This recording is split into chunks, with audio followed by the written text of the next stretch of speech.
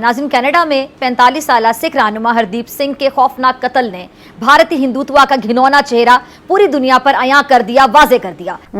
अब होना क्या चाहिए था? होना तो ये चाहिए था कि अपने मुल्क में इंसानी हकूक सल्ब करने और अकलियतों पर मजालिम ढाने वाले इंडिया को, भारत को कुछ शर्म आती और वो अपनी घिनौनी गिरी हुई हरकत का एतराफ करके दहशतगर्दी से बाज आता। मगर हुआ क्या? हुआ इसके बिल्कुल उलट। हट धर्मी की इंतहा करते हुए इंडियन वजारत खारजा ने उल्टा कैनेडियन सिफारतकार को 5 रोज में मुल्क छोड़ने का कह दिया। हाय, इस वक्त बात गरम गरम चल रही है और हमें चाहिए कि इसका फायदा उठाकर इंडिया को पूरी तरह एक्सपोज करें। मैं तो चौंक गया हूँ सुन के, बिल्कुल चौंक गया हूँ। नरेंद्र मोदी दुनिया को यह बताना चाह रहा था कि भारत अब एक आलमी ताकत बन चुका है और अब दुनिया में और इस खित्ते में कोई काम भारत की मर्जी के बगैर नहीं हो सकता। नमस्कार दोस्तों, जय हिंद। दोस्तों, भारत और कनाडा के बीच में जो भी मामला चल रहा है उसके बारे में आपको तो पता ही है। लेकिन दोस्तों, मज़े की बात कि जिस ट्रूडो को उसके ही देश कनाडा के अंदर कनाडा के लोग उसको सीरियस नहीं ले रहे, उसका मजाक बना रहे हैं, लेकिन जो पाकिस्तानियों कुछ ज़्यादा ही सीरियस ले गए। मतलब इतनी ज़्यादा खुशियाँ मनाई जा रही हैं पाकिस्तान के अंदर कि पाकिस्तानी इतने पागल हो चुके हैं कि ये पाकिस्तानी बोल रहे हैं कि हम इस मामले को मतलब यूएन के अंदर लेके जाएंगे। मतलब कि यार, पाकिस्तान होता कौन है? मतलब कि वो एक कहावत है ना कि बेगानी शादी में अब्दुल्ला दीवाना, फालतू का पाकिस्तान बना हुआ है। साथ में दोस्तों आपको एक बात बता देता हूँ कि जो पाकिस्तान है इसको IMF की तरफ से रोटी मिल चुकी है, यानी कि भीख मिल चुकी है। तो शायद इसी वजह से पाकिस्तान में थोड़ी सी दम आ चुकी है, जिस वजह से कुछ ज़्यादा ही खुश हो रहे हैं। हालांकि दोस्तों, भारत ने काफ़ी अच्छा जवाब कनाडा के लिए दे दिया है, तो पाकिस्तानियों का जलना तो स्वाभाविक है ही है। बाकी चलते हैं सीधे वीडियो पे, लेकिन उससे पहले अगर आपको ये वीडियो पसंद आए तो लाइक करना, चैनल को अभी तक आपने सब्सक्राइब नहीं किया तो प्लीज़ चैनल को सब्सक्राइब जरूर कर लेना। नाज़रीन, कनाडा में 45 साल सिख रहनुमा हरदीप सिंह के खौफनाक कत्ल ने भारतीय हिंदुत्व का घिनौना चेहरा पूरी दुनिया पर अयां कर दिया, वाजे कर दिया। नरेंद्र मोदी की लगाई इंतहा पसंदी की आग के शोले अब दूसरे ममालिक तक भी पहुंच रहे हैं। कैनेडियन हुकूमत ने कत्ल की छानबीन की तो फिर पता चला कि ताने बाने इंडियन सिफारतकार पवन कुमार से मिलते हैं। अच्छा, ये भी इंकशाफ हुआ कि पवन कुमार दरअसल सफीर था ही नहीं, बल्कि सफीर के भेस में इंडिया की खुफिया एजेंसी रॉ का कनाडा में सरबराह है। अपनी सरजमीन पर अपने ही शहरी के सफाकाना कत्ल पर कैनेडियन वजीर आजम ने एक लम्हा जाया किए बगैर पवन कुमार को मुल्क बदर कर दिया। कैनेडियन पार्लियामेंट में बात करते हुए जस्टिन ट्रूडो ने बताया कि हरदीप सिंह के कत्ल में इंडिया मुलविस हो सकता है, जिसकी ठोस निशानदेही उनके हसास इदारों ने कर दी है। अब होना क्या चाहिए था? होना तो ये चाहिए था कि अपने मुल्क में इंसानी हकूक सल्ब करने और अकलियतों पर मजालिम ढाने वाले इंडिया को, भारत को कुछ शर्म आती और वो अपनी घिनौनी गिरी हुई हरकत का एतराफ करके दहशतगर्दी से बाज आता। मगर हुआ क्या? हुआ इसके बिल्कुल उलट। हट धर्मी की इंतहा करते हुए इंडियन वजारत खारजा ने उल्टा कैनेडियन सिफारतकार को 5 रोज में मुल्क छोड़ने का कह दिया। कैनेडियन सफीर पर बेजा मुदाखलत, इंडिया मुखालिफ सरगर्मियों का इल्जाम थोप दिया।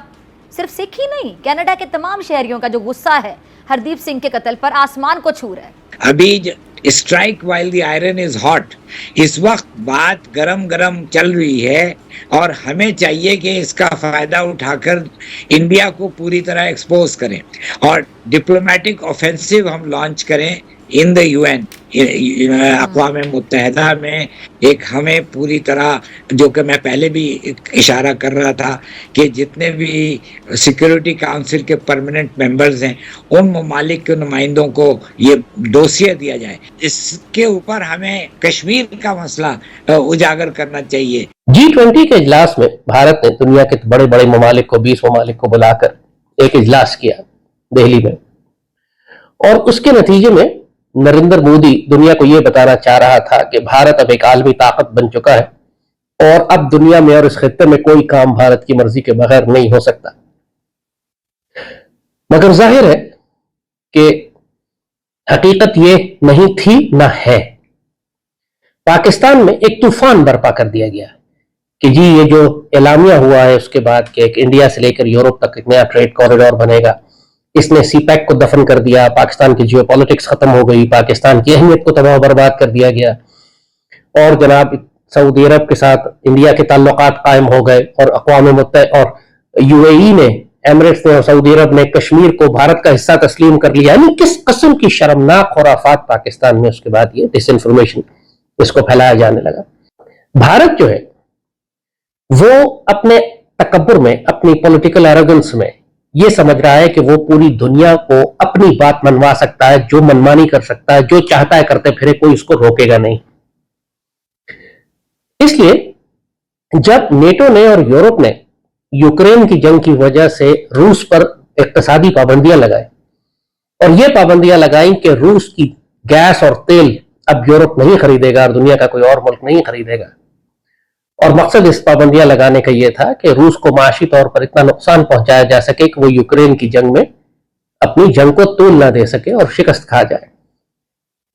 तो भारत ने यहां पर मगरबी ममालिक और अमेरिका के साथ एक धोखा किया। वो सैंक्शंस तो नेटो ने लगाई थी रूस के खिलाफ, और मकसद यह था कि रूस का तेल दुनिया में कहीं नहीं बिकेगा। इंडिया ने यह किया कि उसने रूस का तेल सस्ते दामों खरीद कर अपने पास प्रोसेस किया अपनी रिफाइनरीज में, और उसको महंगे दामों बनाकर यूरोप को फरोख्त करना शुरू कर दिया। इससे यूरोप को दो नुकसानात हुए, नेटो को अगर हम कहें तो। एक नुकसान यह हुआ कि वो जो सैंक्शंस उन्होंने लगाई थी यूक्रेन की जंग के हवाले से रूस के ऊपर, वो तमाम सैंक्शंस बाईपास हो गई। वो बराह रास्त वो चीजें, वो तेल, वो गैस यूरोप नहीं पहुंच रही थी, लेकिन पहुंच रही थी भारत के जरिए।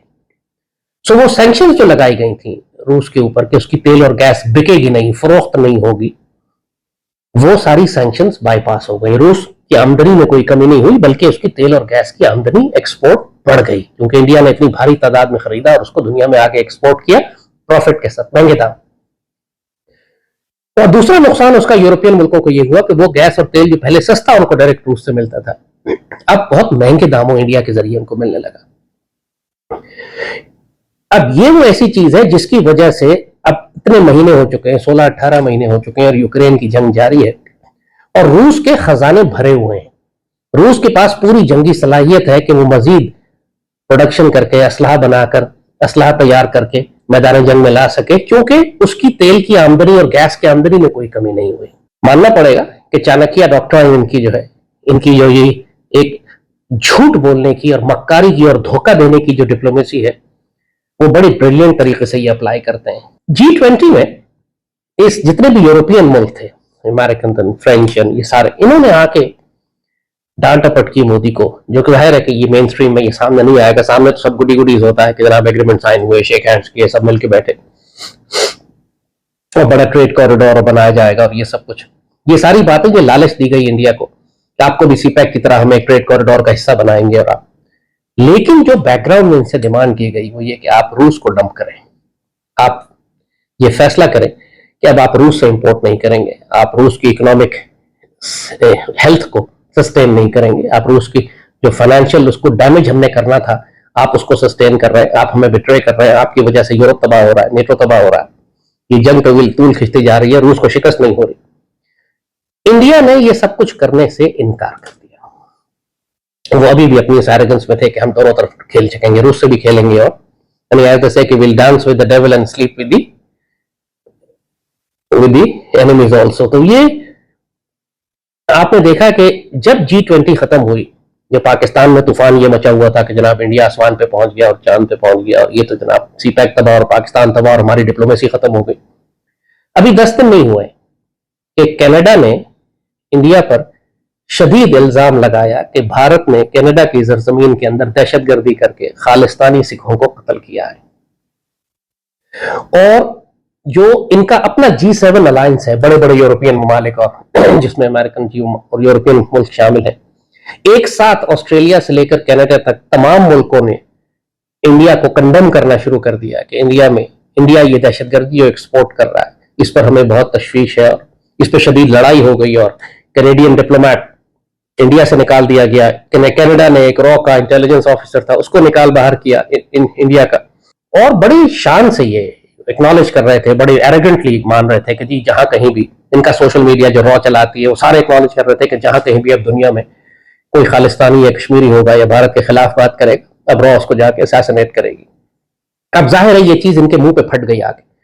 असल रीजन ये हुआ इनके तसादुम का, जो मैंने आपको बताया वो ये, इन्होंने कहा कि तुम रूस की सपोर्ट बंद करो, रूस से असला भी खरीद रहे हैं, इन्होंने इनकार किया और लिहाजा अब इनको अंडर प्रेशर लाने के लिए G7 मुल्क, जो यूरोपीय नेटो कंट्रीज के ताकतवर इकोनॉमीज है, इन्होंने सारा का सारा मलबा मोदी पे गिराया कि ये एक आलमी दहशतगर्द है।